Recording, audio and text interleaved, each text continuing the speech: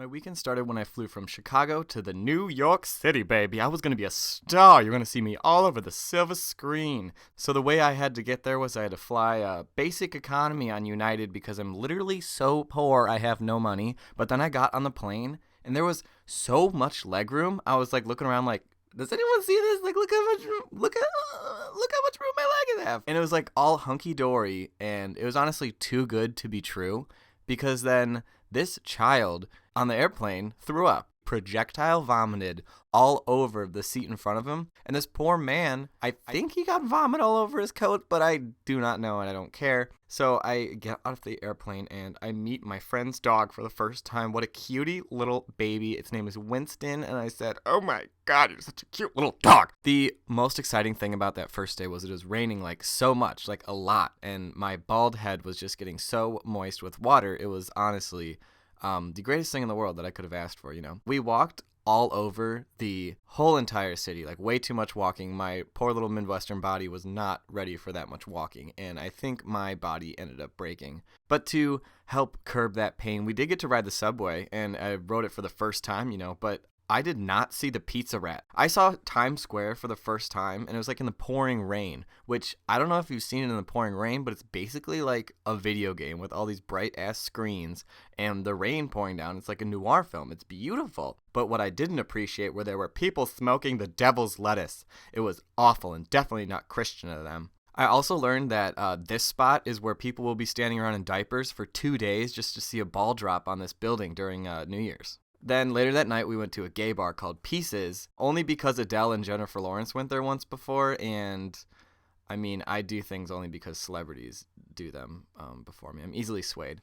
But before that, we stopped by Stonewall on the way there. Bless up to Marsha P. Johnson and the gang for everything they fought for so I can have a better life. And at the gay bar, we saw this like amazing drag show. It was like the best thing in the world. I spent like $50 at this bar, and I tipped so much money screaming, "Yas!" at the Queens until my voice gave out. Then I blacked out. So then Saturday morning, the hangover was super real, but we had a mission, and we walked across the entire High Line, which is like a mile or two. And also, like, keep in mind that people in the city walk at the pace of a jaguar chasing their prey, and my little Midwestern legs could barely keep up. Then at the end of the High Line, there's this huge thing called the Vessel, and we hiked all the way up there where, honestly, at a certain level, I literally had a visceral reaction where my body just knew that we were going way too high in the air and I needed to go back down. I thought I was going to vomit and like fall off, and it was so windy, which did not help my thoughts of me falling off the edge of the building and dying. So then after that, we decided to go to the shopping mall across the way because consumerism. At that point, our bodies all decided to literally fall apart. My friend went and he may or may not have thrown up in the bathroom. I still don't know to this day. Then we all ate fries and we went back home. And there I made my friend's quesadillas because I am a 5-star Michelin chef. Thank you, Ratatouille. Then we took the subway again later that night over to the Lower East Side because we went to watch an underground indie rap show because I'm better than you and definitely like 100% cooler. But before that, we went thrift shopping because I had told my friends I needed to find a cool shirt for the cool rap show so the people attending would look at me and be like, oh wow, look at that cool guy in his cool shirt. Anyways, we all wanted to die after that because we walked like way too much during the day, so we went back to their apartment and watched RuPaul's Drag Race, and I fell asleep on the couch. Then Sunday morning, we went to get brunch at this like local cafe where my friends knew the owners, and he was like this hilarious old Greek man who you could just tell was having like the time of his life in his little cafe with all his other old friends who like just hang out there every morning. Then you guessed it, more shopping because we live in America. Yeah. My friend was trying to like be basic and find a Gucci belt so he could flex on all his coworkers at his holiday party. But we couldn't find the one he wanted, so then we just like went all up and down this one street to like the Real, Celine, Coach, Louis Vuitton, Fendi. Still didn't find like anything we wanted. But like I am 1,000% sure I saw Tan France from Queer Eye just walking around, and I didn't even realize it until he passed me by. And like I'm still so salty about it. Celebrities, they're just like us. They walk around too.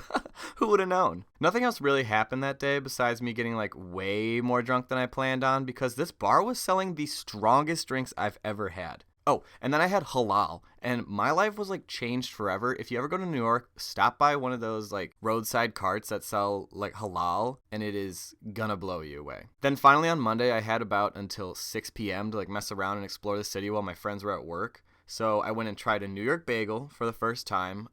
Didn't blow my mind. But New York pizza? It's pretty spectacular, you know what I mean. My friends wouldn't let me use a fork to eat it because they hate me and they said I would embarrass them. I also had some ramen for lunch, and then like that messed up my stomach like so much that when I was on 5th Avenue, I had to run into the Saks store and go all the way up to the 7th floor just to find the men's bathroom and poop myself aggressively within the luxury items.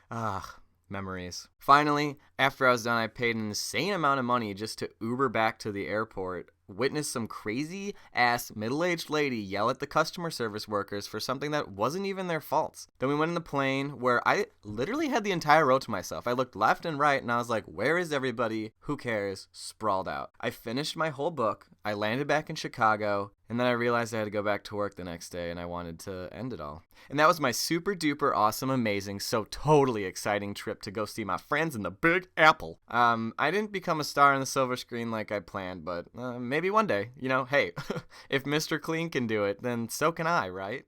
All right, bye. See you later.